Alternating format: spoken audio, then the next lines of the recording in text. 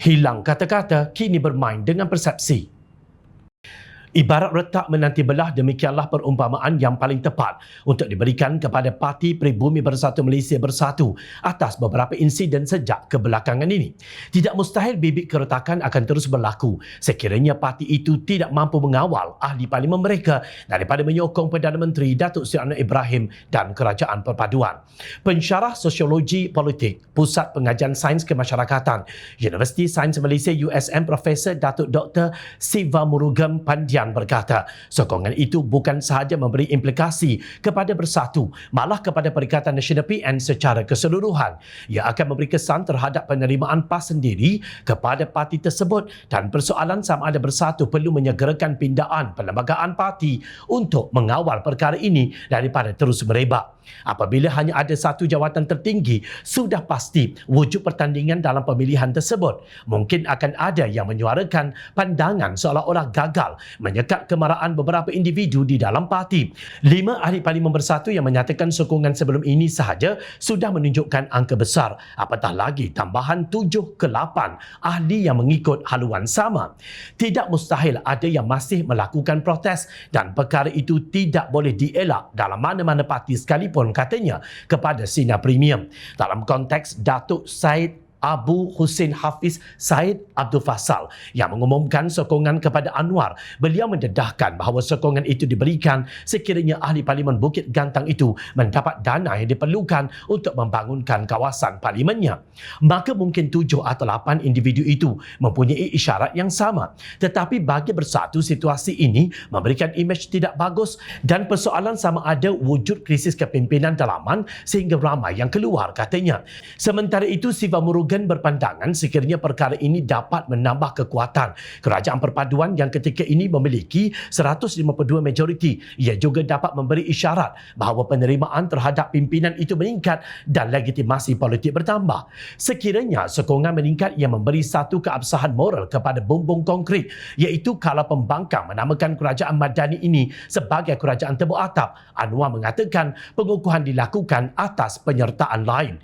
Ia menunjukkan seolah-olah kerajaan kini mempunyai mandat lebih 2/3 majoriti buat kali pertama sejak tahun 2008. Ini kerana sejak tahun 2008 sehingga 2022, parti politik hanya mendapat majoriti tipis atau cukup-cukup untuk menubuhkan kerajaan, jelas beliau. Namun begitu lain pula situasinya apabila Timbalan Presiden Parti Pribumi Bersatu Malaysia Bersatu, Datuk Seri Ahmad Faizal Azumu, secara peribadi yakin kononnya semua ahli parlimen daripada Bersatu masih kekal istiqamah dengan perjuangan parti itu.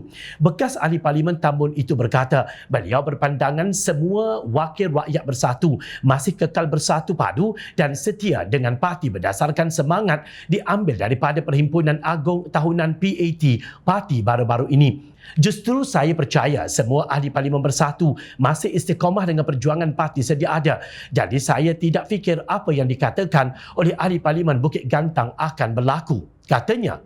Ahmad Faizal berkata demikian mengulas pendedahan terbaru Syed Abu Hussein pada Isnin bahawa 7 hingga 8 lagi ahli parlimen Perikatan Nasional PN bakal mengumumkan sokongan secara terbuka terhadap kepimpinan Perdana Menteri dalam masa terdekat. Sementara itu, Ahmad Faizal yang juga bekas Menteri Besar Perak mendakwa tindakan Syed Abu Hussein menyokong Perdana Menteri dibuat bukan kerana kepentingan rakyat, sebaliknya demi memenuhi kehendak peribadi.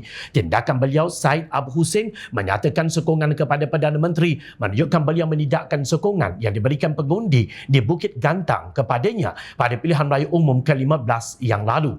Walaupun ahli Bukit Gantang itu berkata dia buat demikian untuk rakyat, namun hakikatnya untuk kepentingan diri sendiri. Hari ini pula dia mahu membuat kacau bilau. Kononnya ada 7 hingga 8 ahli parlimen Bersatu mahu menyokong PMX dalam waktu terdekat, ujarnya. Itu justifikasi sang jilat dan sang kipas bernama Ahmad Faizal Azumu yang dilihat lebih cenderung untuk menyalahkan mereka yang beralih arah demi peruntukan buat para pengundi mereka berbanding adalah lebih baik jika beliau menyiasati Ketua Pembangkang Datuk Seri Hamzah Zainuddin untuk membuang keangkuhan dan keegoan demi rakyat. Apa yang diperolehi oleh mereka yang beralih arah jika benar dakwaan Faizal kononnya mereka melakukan perkara itu demi kepentingan diri sendiri? Bolehkah Faizal menyatakan kepentingan dan keuntungan peribadi itu agar rakyat dan para pengundi di kawasan mereka lebih faham? Seperti biasa, Puak Bersatu dan PAS suka bermain bermain dengan sentimen dan persepsi kerana mereka hakikatnya telah hilang kata-kata. Tiada bukti dan kini faktanya keretakan sedang menanti ianya terbelah dan berderai.